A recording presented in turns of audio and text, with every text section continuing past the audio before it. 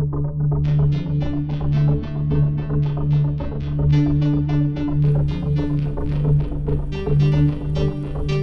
if the factors that fuel human trafficking aren't just forces out there, but right here, shaping the world we live in every day?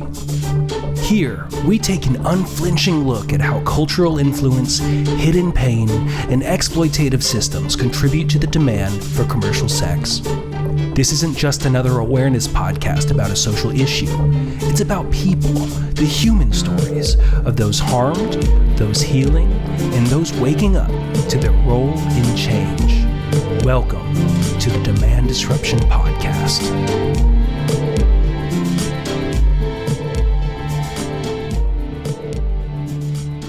All right, welcome back to another episode of the Demand Disruption Podcast. I am super excited to be here today with Hannah.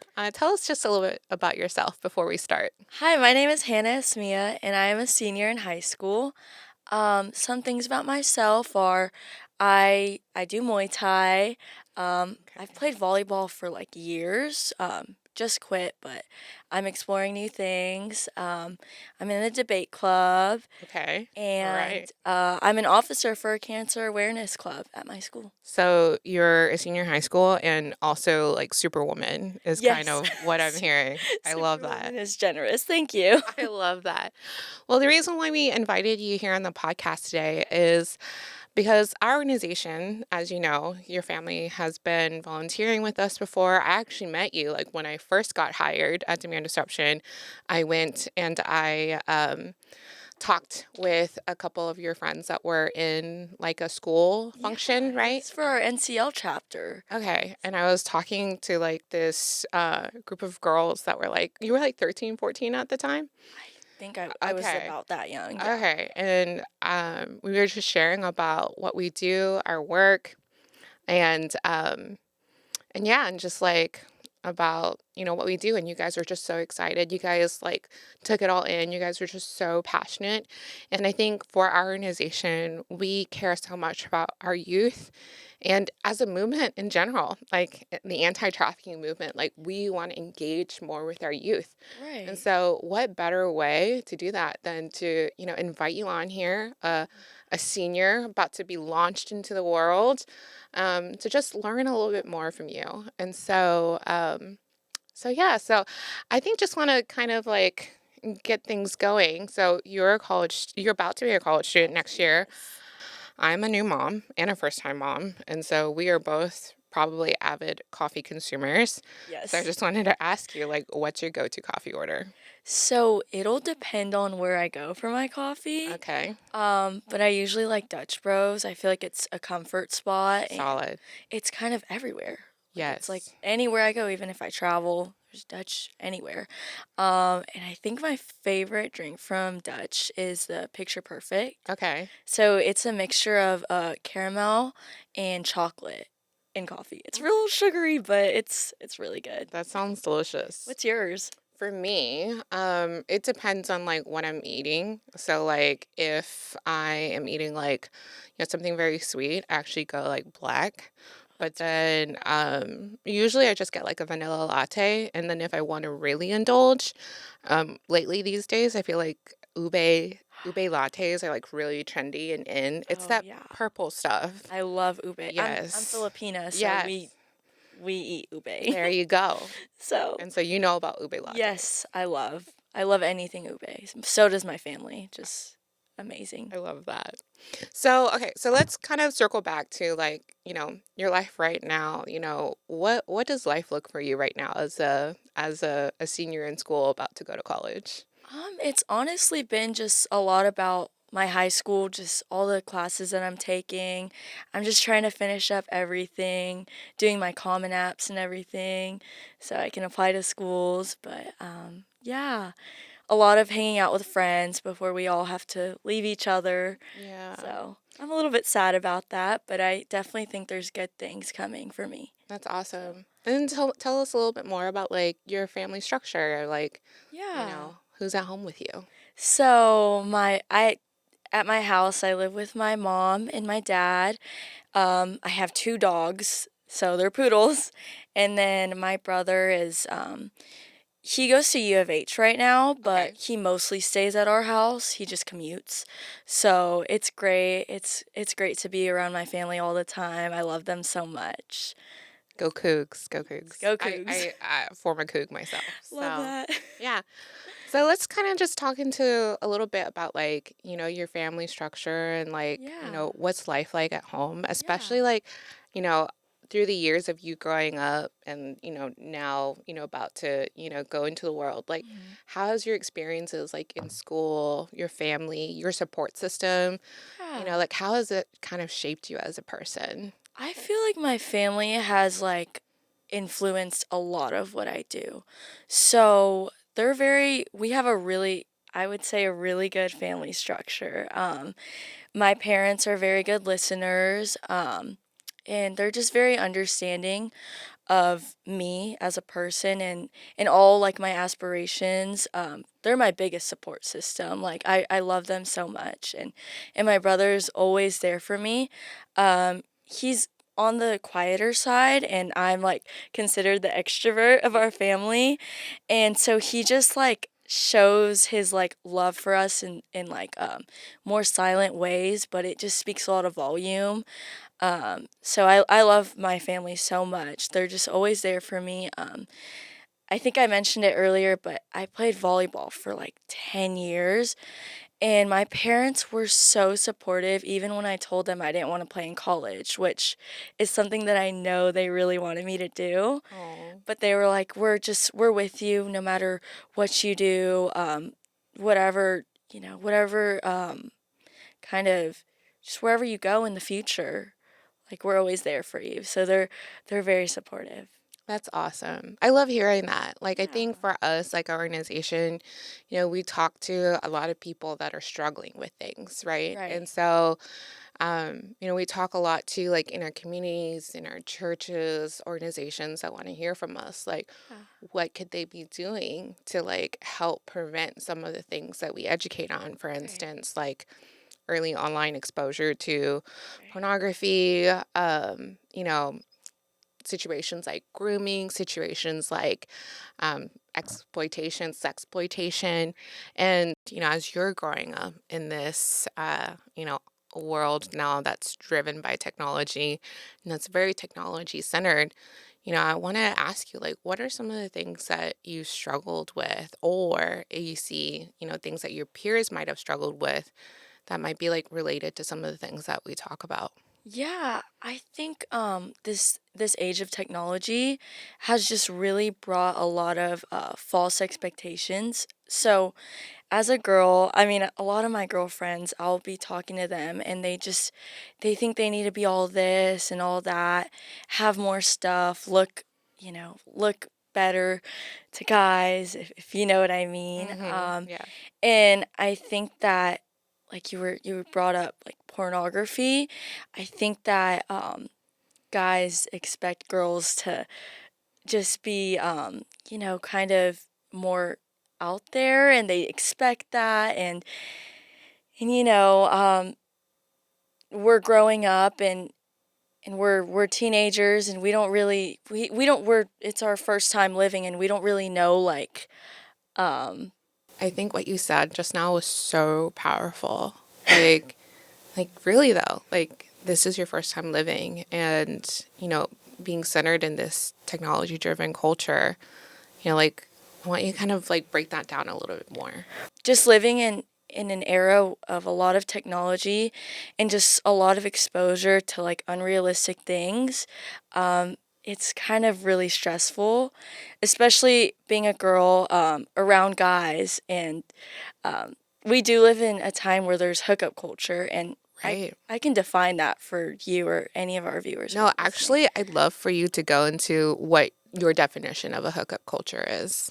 Okay, so I'll tell you my experience. Like, I really think that hookup culture is like I'm a girl and I go into a relationship or maybe like um a stage of talking to somebody with expectations to date them. Mm-hmm. Um but then I've met some guys with expectations to do lustful actions, if that makes sense. Yeah. And um they just don't really actually want to get to know me.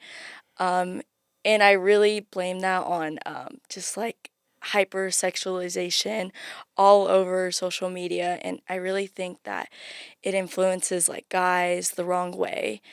And in my head, it's like, I wish we could have that 50s type of love where it's not like, Right. just all based on lustful actions. Especially because I'm a Christian and I was raised in a Christian household. So I stick to my values, and so a lot of the Bible goes against like um, lustful actions before marriage, and for me, like that's what I want to follow. And hookup culture just really contradicts that. It just really is the exact opposite, and it hypersexualizes women, and just makes us look like we're just objects when we're really not. When we really have just hearts and souls, and we just want something real. Yeah, no, I thank you for that definition because I think when we think of hookup culture, right, I think Right. it's at this stage of life where, like you're older, like you're 18 plus, and, this is just like the dating culture out there that young adults are engaging in. But Right. you're talking about like your experience in high In school. high So school. you're talking like 14 to 17, 18-year-olds. As soon as I started high school, it was a big Yeah. switch. And Yeah. you're saying that like it's a switch in high school. Yeah. And so like how much do you think our culture, technology has played a role into influencing not only, your peers that are, these young men that are, in this hookup culture, but also like your peers that are, young girls in the classroom that, you know, are seeing themselves and putting themselves out there in a way that is influenced by culture. Like, how much do you think culture has played a role into that? I think culture plays a 100% role into just men and women, and how we function everyday life, and just how we treat others. No, without a doubt. So, our organization, we have this word, this phrase that we Mhm. coined. It's called, we refer to this culture as a porn prevalent culture. And we define this as basically this spontaneous, uncontrolled exposure of illicit materials that are online that can show up unwarranted at any point in different streams of media and content. Right. That can also get like aggressively more violent and also more hypersexualized Right. once they engage further into this culture. Uh-huh. So I want to ask, like, first, like, do you agree with that? Like, do you agree that we live in a porn prevalent culture? I completely agree. I couldn't agree more, honestly. Yeah, and then that's awesome. Like, glad you agree. We actually we when we asked this question, not that many people disagree. But also, like, how has that impacted you then? Like, as an 18-year-old that has these values. Like, what part of being in this porn prevalent culture? Like, what have you seen? What's the experience? Yeah, well, I could definitely speak for myself. So I'm very heavy on my values, right? Yeah. And so to be living in a time where porn is like normalized, and it's just you could find it anywhere. It's so easy to access, and it's just horrible because like I could I I'm assuming that men at a younger age are already getting a hold of this, right? Yes. I'm not sure if that's true, but you could probably correct me on that one. Um, but I just feel like it kind of like gets this porn prevalent culture just gets engraved in their brain, and they think that that's the way that they should treat women, and it's really uncomfortable. I think as just a girl who has I feel like I have a lot of self-respect, and it's just hard to be living in a porn prevalent time where you know men find that as their definition of love, if that makes sense. Where do you think this shows up the most? Like in the things that you just experience in the world? Like, for instance, like music, movies, media, like, does it show it up at all? Like, are there, like, specific things that you've seen?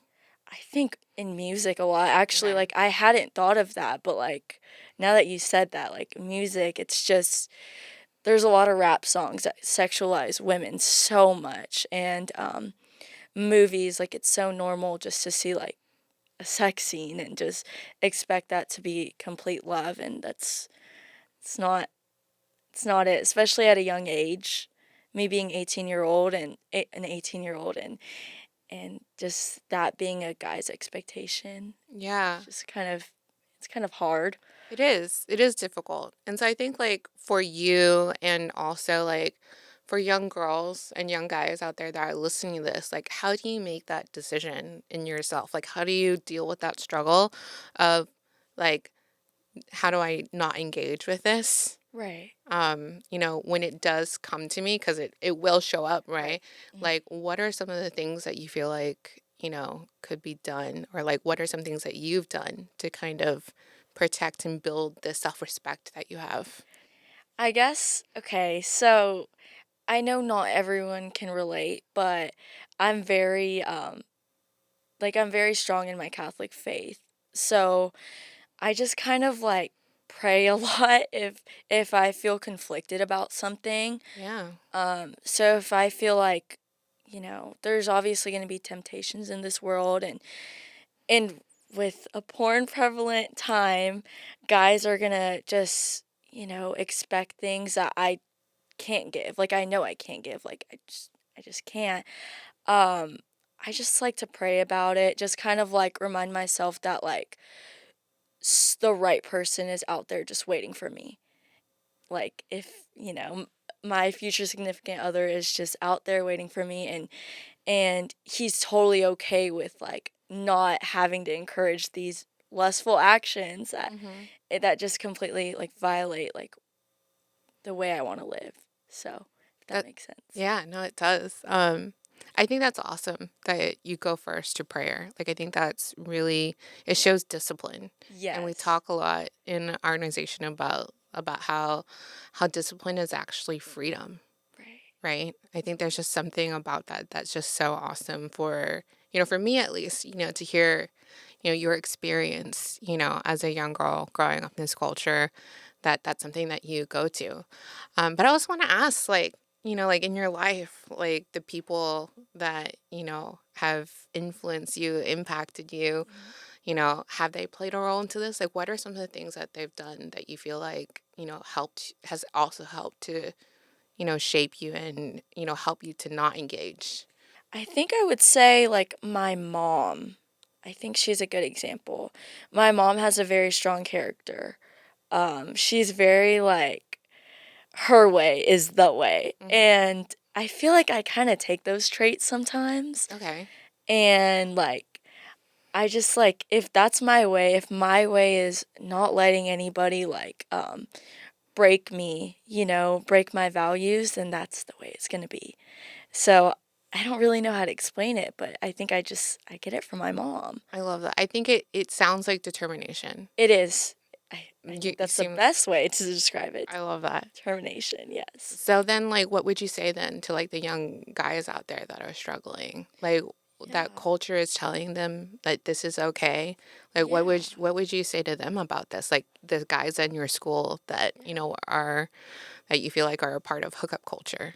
Yeah, I would tell them like stop treating women like objects. We are more than that. We have hearts and we have souls, and we have that like caring nature, and that's one thing that is known about women. We have that caring nature, and I really think that hookup culture just normalizes all the bad things and kind of makes women feel like we shouldn't have that nurturing character, and Yeah, it's really deteriorating.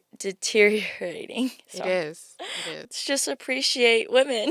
Yes, I am for that. That's a Yes. great message. Let's appreciate women. Yes. So I think let's go into that. Let's dive a little bit deeper into that. Like, I feel like because of this technology driven Mhm. culture that we're in, there's a lot of messaging, right, Right. towards women and, young girls versus messaging towards, men and like young boys. Like, do you feel like that there's a difference? I think there is a difference. Now, I do want to say that I don't want to generalize everything that I'm saying because I know that there are some men out there.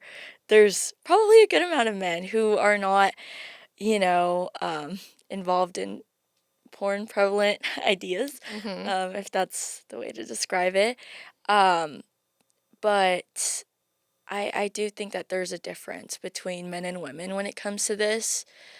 Um, I I don't really know how it is from a man's perspective, but I just feel like as women we just have more like we have a very caring heart, and I've just heard from like a lot of different people that we just care a lot, and I feel like I don't want to disregard any guys either, but guys are more like susceptible to the porn culture. Yeah. I don't know how to explain it, but like it's just my observation. Yeah. Um, because I mean, I've had like guys just come up to me and just not being very respectful. Like I said, high expectations. Yeah. When really like girls, me, my friends included, I know we're just trying to like love people, just give love. But just, I feel like guys have the wrong idea of what love is. It's kind of, Yeah. No, I think so. Because it's like there's this part of that, right? The yeah, culture part that, you know, um, you see it in like movies. You see it in rap songs, that yeah, as you rap were songs saying, right? especially. Oh my goodness. Do you feel like this experience is different for girls versus guys? I think it is different. Okay. Yeah. Um, I'm not a guy, so I can't necessarily speak firsthand for a guy. Um, but I just like what I've observed, I feel like a lot of guys are like, they feel pressured. They might feel pressured to, look a certain way, act a certain way towards women. And I think the porn prevalent culture really does that to them because they think, oh, like this is the way I should treat women. This is the way other people treat women, so maybe I should do it too. But I have a few guy friends who I think have really good values.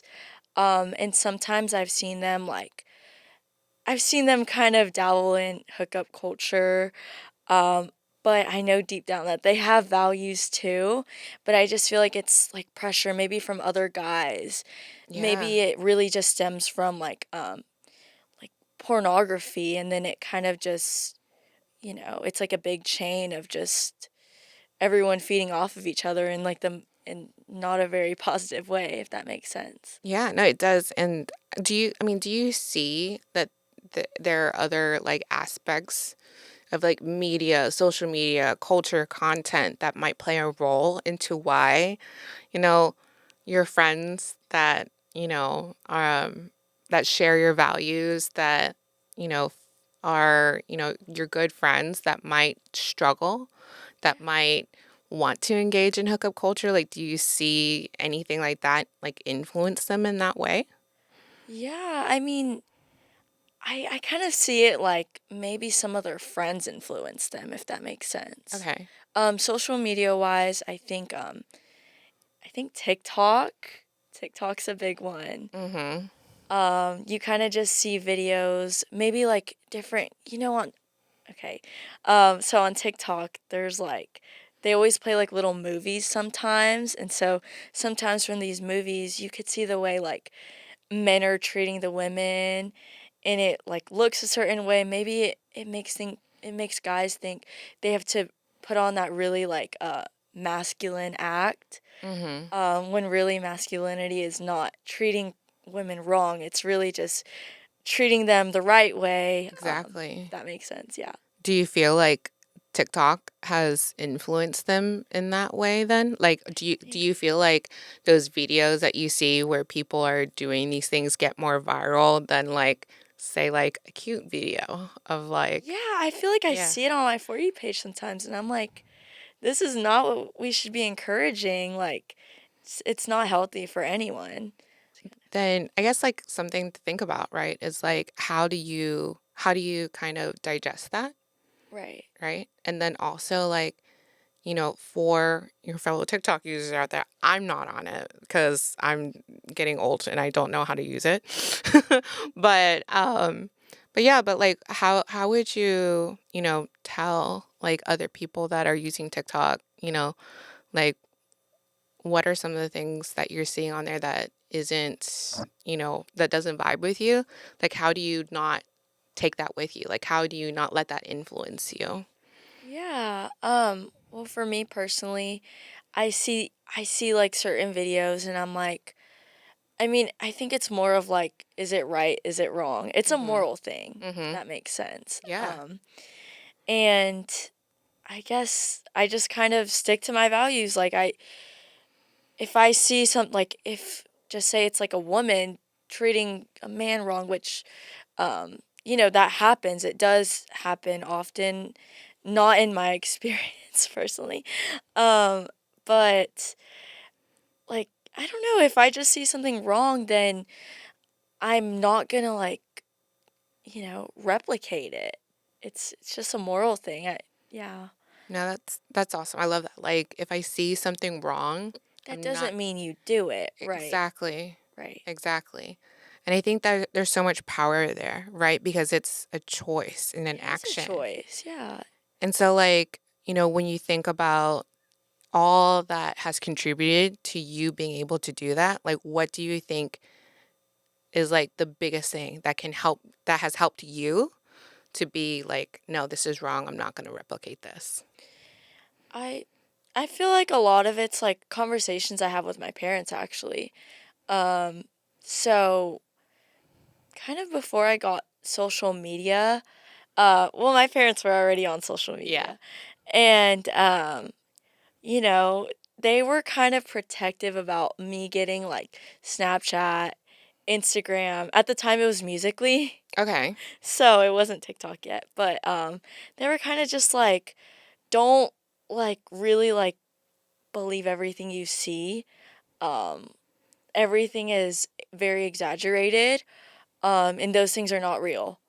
So like some of the videos, maybe even YouTube Yeah. could be an example of just kind of like what helped me differentiate what's right and wrong. And I feel like I already had that embedded at a young age because my parents had that conversation with me, if that makes sense. I love that. I love that your parents like had that conversation with Yeah. you and it defined and helped, how you engage with something that a lot of other families struggle Yeah. with having their young kids, on, Right. some of these platforms. How has social media defined your generation? Well, social media is the way we just communicate. Like a lot of people my age don't really use text message anymore. We Okay. contact through Snap, TikTok, Instagram. There are people who do text on messages, but in my experience, a lot of my friends really love Snapchat and Instagram. Yeah. So, Do you think it's a bad thing then that like all of your life is kind of communicated, expressed, and like put out onto social media? I feel like it could be a bad thing. Um Yeah, you know, a lot of our life is put out on social media, and I feel like people get too comfortable, if that makes sense. They kind of put a lot of things out there, and it's like some of those things maybe could be traced back, and Yeah, without a yeah, doubt. because I just think people are really comfortable on social media now. Do you think it's difficult then for like people your age to separate themselves from social media? Yeah, I think it is, especially if that's our form of like communication.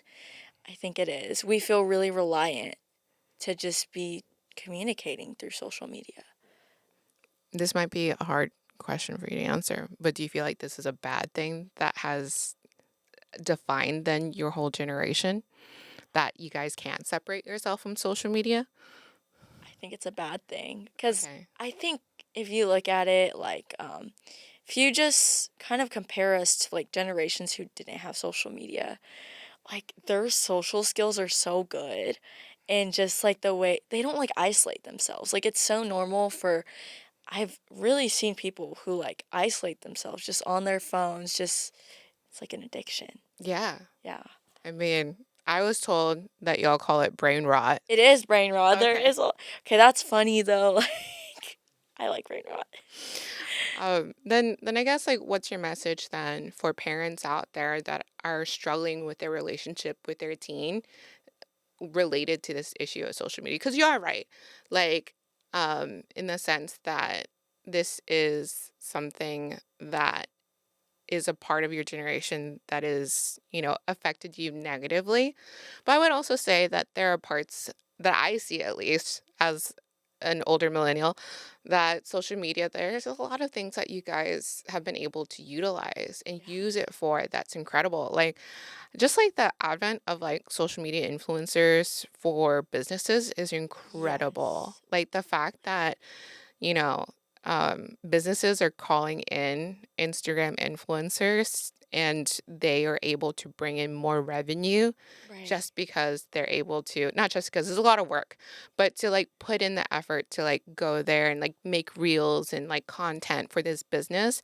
And this business is able to like make a lot of more money and bring in a lot of more customers. Like Yeah. that's something like incredible. I feel like Yeah. that your generation is doing. So I don't think, unfortunately, that there is a separation. Correct me if I'm wrong, that there could be. But for parents out there that are struggling with their teen, with social media, like what would you say to them? I would just say I would encourage to like just have a conversation with your child. Like, Mm-hmm. you know, like kind of just teach them how to use social media in the right way. Cause I mean, despite all the bad things that, like you said, there's very good things. There's very positive things that, come from technology. Like, now we have like AI and everything. It's kind of cool. I mean, that's that's definitely like new. So that could also be destructive, but I think can be a good thing too. It depends just how you want to use things. And I think that depends on the type of person you are, if you want to use things in the right way or not. So yeah, I think there's good things, but um, the question you asked, like parents' advice, just talk to your children and just kind of educate them on morals, I guess. Just kind of Yeah. use social media in the right way. Like, don't abuse it and don't put things out there um, that will ruin you. Yeah. Just kind of your image. No, that's important. I love what you said there. Do you think that there is any do you think it would be useful then for parents to even like listen and hear from their teen as to why they should be on some of these platforms? Yeah, I definitely think that they should hear their child out for sure. Um, yeah, I think so. I think my parents like they for so I think I got Snapchat in like 6th grade. But I really had to convince them. Well, at first I had it in 3rd grade because I thought I used to use the filters and everything, okay? Uh-huh. But I had to really convince them when I was in 6th grade. Um, and it's not like I just got it right away. It was like a conversation that we had, like, okay, you're gonna use this the right way only, and that's it. You're not gonna do anything you're not supposed to, and they listed out certain things that I'm not really supposed to do on the internet, and um, I mean, I got a pretty good understanding of it, and that's why I still have it. So, I mean, well, now I'm 18, so, Yes. but But that's you're why I have still it. sticking to those values that Yes, they've taught you all I these still years. listen to my parents. No, Yes. that's awesome. So I guess just kind of like pulling back a little bit now, like what do you think is like the overall messaging that you receive from social media? When I look through social media sometimes, I see a lot of, girls who look certain way, who look a certain way. And I think it sets crazy expectations Yeah. for young people like me on social media. Just kind of makes us feel like we have to look a certain way, act a certain way, and just not just really follow this culture that is being set on social media. Does it feel like it's unrealistic then for I you? think, Yeah. yeah, I feel like there's a lot of unrealistic qualities with people. influencers on social media, and maybe young girls like me feel like, I have to look like them. I have to get some work done. I have to change my beauty. The beauty standard is different now, like, all those things. That's it's heartbreaking, I think, to hear. Like there's this generation, of like young women growing up that, feel like that there's this expectation to look a certain way. Right. And I think there's also even this layer of like you guys being targeted almost to look a certain way. Right. How does it feel sometime to, be in a world where you feel like this is the expectation on social media Yeah. and like this is who you are? Okay, so as girls, I mean, as anyone, Yeah, any anyone. person, Yeah. we're gonna have our insecurities. But I really think that social media just it's just worse. Like we see these girls, they look beautiful, but it's not like real. And Exactly. it's not the natural beauty. And I'm a really big believer in girls just like looking their natural way. Like you're so beautiful in your own way. You don't have to change yourself. Like guys shouldn't have that expectation. Like, oh my gosh, um, like lip fillers, BBLs, like all that stuff. Yeah. Like us girls shouldn't do that. We should feel comfortable in our own skin. You guys heard it from Hannah first. Like you guys are all beautiful. Beautiful, y'all are Yes. beautiful.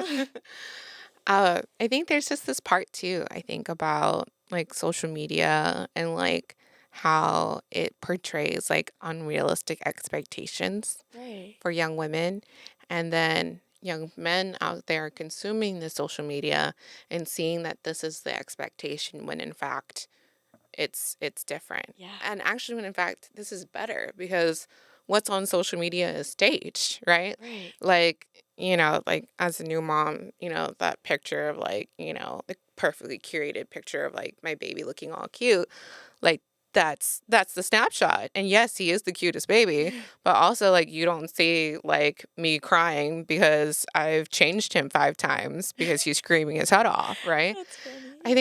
I think there's something that you said that I've learned, as like, a mom with, a baby that's growing up, generation beta, right? Yeah. That I'm learning from you right now, that there's this unrealistic expectation, Yeah. right? And there's just this message that you're bringing today that is just so, it's just so awesome to hear from someone your age. And I think too, like kind of like connecting it a little bit to, what we talk about as an organization, like very similarly, we touched in the porn prevalent culture and like pornography. That's unrealistic, right? It is unrealistic. Like I completely agree. that, yes. And I just kind of want to ask you then, like, do you see that this is a problem? Like, as an 18-year-old with your peers, do you see pornography right now as a problem? I see it as a big problem. Yes. Do you feel like do you see it anywhere in like how it's impacted like your peers? Yeah. It kind of goes back to um, you know, the expectations, high expectations.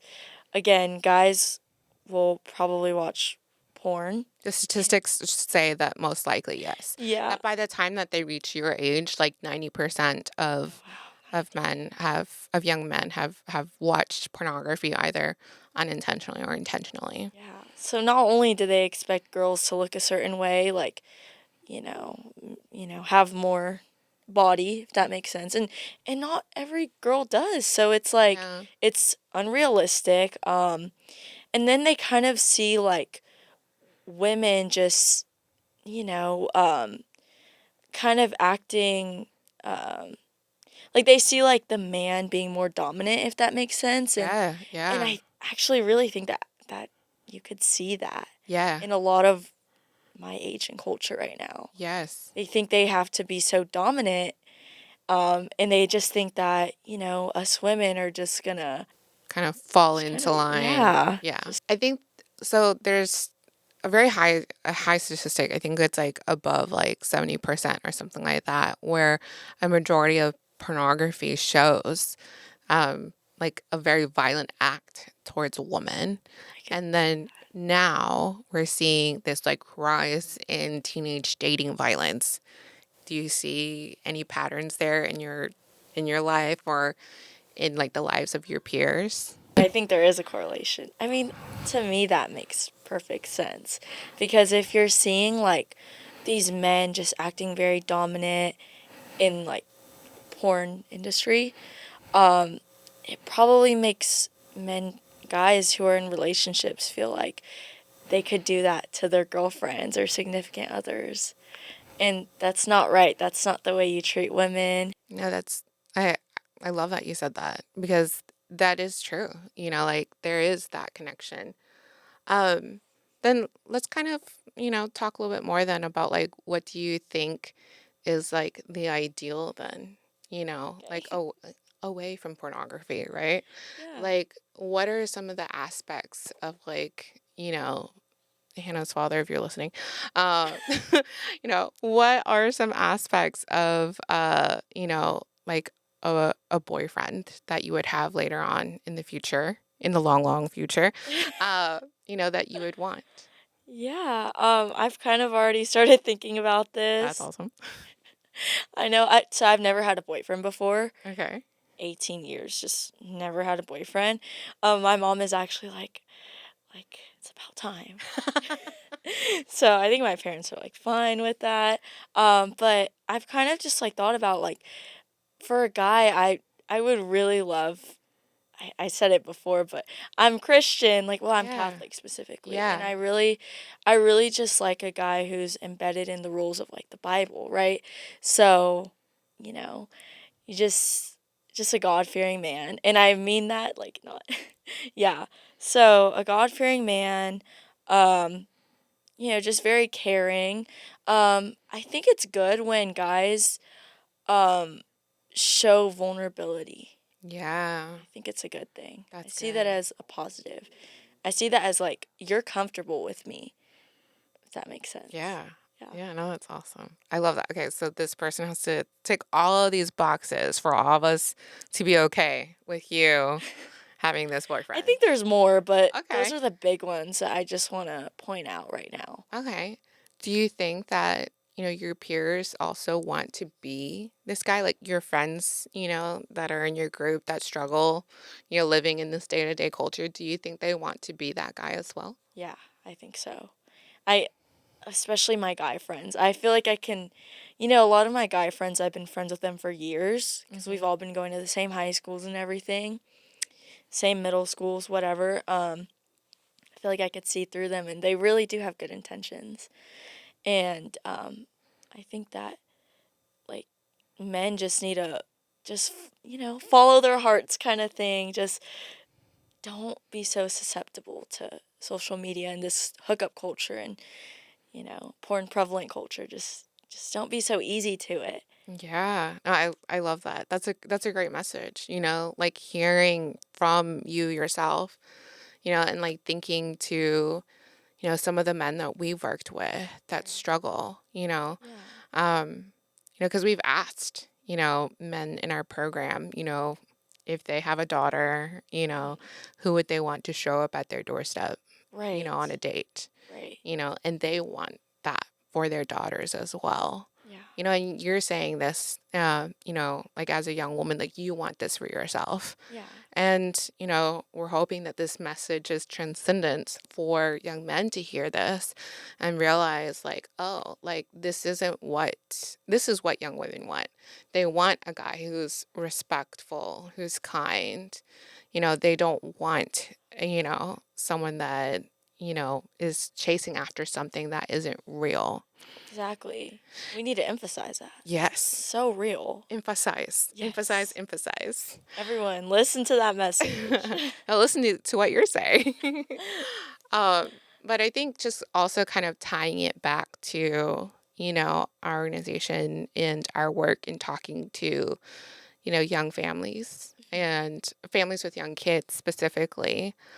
Like what would you say to those communities out there about, you know, raising young men? Like Mhm. how can you help them understand from your perspective, how can they get to their young men to being, your ideal boyfriend? Yeah, I feel like a lot of it has to deal with like their household. Okay. So if they see like their dad treating their mom the right way, if that Yeah. makes sense. Yeah, like Yeah. I feel like in my household, my brother's a gentleman, in my opinion. I see him as a gentleman. Um, I see him as a very respectful person, and I think it all stems from my dad. My dad treats my mom so well.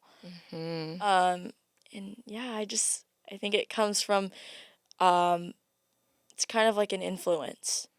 Yeah, So starting off kind of with, like the fathers yeah, in the home, and then also like influential like male figures in your yeah, lives, like brothers.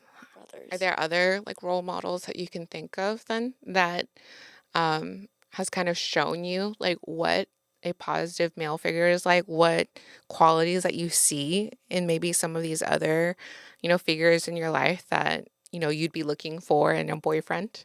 Yeah, I feel like I could see like some of my I don't want this to sound weird, but some of my guy friends have like really good they have really good values and they're very respectful to me. Yeah. I said it before, but sometimes I've noticed some of my guy friends dabble in hookup culture, right? Yeah. But like, you know, if because I really know them, I really see like those good traits and I feel like some traits like such as like just being like a respectful guy, being a gentleman, just I I just really like a gentleman. Like I just think that needs to be normalized. Like it's okay to like hold the door for girls. It's okay to do those sweet little gestures.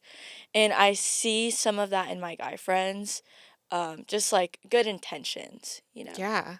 I think it's important, right? It can be done. Like Yeah. you can have like good guy friends in your life Yeah. that, have good values that, have contributed to, building you up, Right. as a peer, as a classmate, as a young woman. Right. So, that's awesome. I just love hearing that. And I think too, you know, we're always talking about how people in the community can like mentor to kids, Right. mentor to struggling teens, like what would you say to them,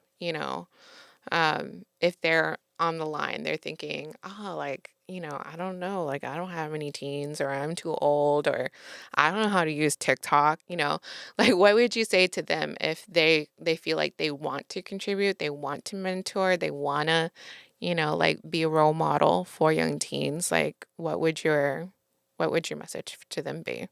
Yeah, I think the best way to be a role model, like if you're like a teacher, like a coach or something, just display a lot of kindness and just, I think good deep conversations really do like for me they stick in my brain. So if I have like if there's a person in my life who's just a really kind person and they just want to like have a good conversation, um I really see that as a good thing. Um yeah, just kind of like influencing. Influencing and impacting others like through kindness. Yeah, I think kindness that's probably the big key part. Yeah. Yeah. And I think, this plays into like what we say in our organization, right? That, when you're talking about like fighting human trafficking, Mhm. and even especially like fighting the demand for human trafficking, it sounds very intimidating, right? It Like, does. Yeah. right? It sounds intimidating, but no, like what you're doing, you're showing up here on our podcast, you're sharing your thoughts and helping other people out there understand what it's like to be an 18-year-old in today's culture. Like, this is fighting human trafficking, Yeah. and, for the people out there that are listening that, want to, engage in this type of work and they don't know where to begin, like, mentor. right? Yeah. Like, be a positive impact in your communities. Like, Yes. spread kindness. Like, that is fighting human trafficking. Yeah. And so I guess I just want to kind of end on this two parts. Okay. Yeah, two parts. First is something that we ask every podcast guest. You said you're freshly 18, but we always ask, like, what would you say to your younger self? And so, take that how you choose. Like, what would you say to your younger self? Yeah, I would tell my younger self, like, um, just this is such a good question. I've never really thought about this. Like, how can I talk to my younger self? Um, just be yourself. Like, people that are worthy of being in your life, they'll accept you. Yes, that's kind of a general message, but I think I really needed that when I was younger. Like, just be myself, and like the right people will come into my life. If that makes sense. Man, I'll say this. It's not a general message at all. Like, that is a powerful message Yeah. and delivered by, one of the most capable people that we could have on here. I'd love to end then with just, what's your message for other 18-year-olds out there, seniors in high school that are ready to, be launched into the world? What would your message be about all that we've talked about today? Yeah, my message to all the 18-year-olds and everyone who's like setting out into this world, like, just be comfortable and confident in yourself, okay? And just, there's always going to be like adversity, people that are not that positive, maybe more negative people, but stay strong to your values, okay? Because I think that'll really like set you up for being successful. Just be strong and just listen to yourself. Like, don't be so susceptible to culture. Just go your own path and do what you think is right. Follow your heart. Follow your heart. Follow I your love heart, that. yes. I don't think there could be anything else that we can add to that then. Once again, thank you so much, Hannah, for being our guest today on our podcast. Thank you. And thank you to everyone else for joining us for another episode of the Demand Disruption Podcast. Please subscribe to all of our channels, follow us on social media. We're just so excited that you're here, and we hope that you just continue listening on.